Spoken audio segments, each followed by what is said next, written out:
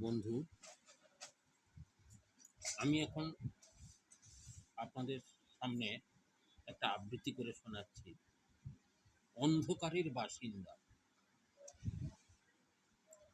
শত শতাব্দীর বঞ্চনা বুকে লাঞ্ছিত মানবাত্মা কাঁদে নিষ্ফল অভিমানে জিজ্ঞাসার হিংস্র কারাগারে।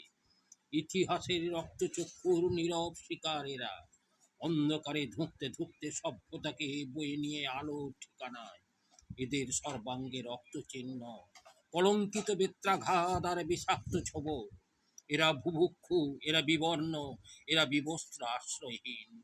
এরা শত সহস্র বেদনার আগ্নেয়গিরি, এরা খাঁচায় বন্দি বাঘ। এরা ভাঙতে চায় লৌহ কারাগার, বৈষম্য অভিশাপ। এরা মুক্তিপথযাত্রী, মহাবিদ্রোহ ঘোষণা করতে চায় পুঞ্জীভূত জঞ্জালের বিরুদ্ধে। আজ আলোয় আলোময় পৃথিবী, বঞ্চিত মানুষ আজ মানুষের দরবারে শুধু পেতে চায় মানুষের কাছে মানুষের অধিকার।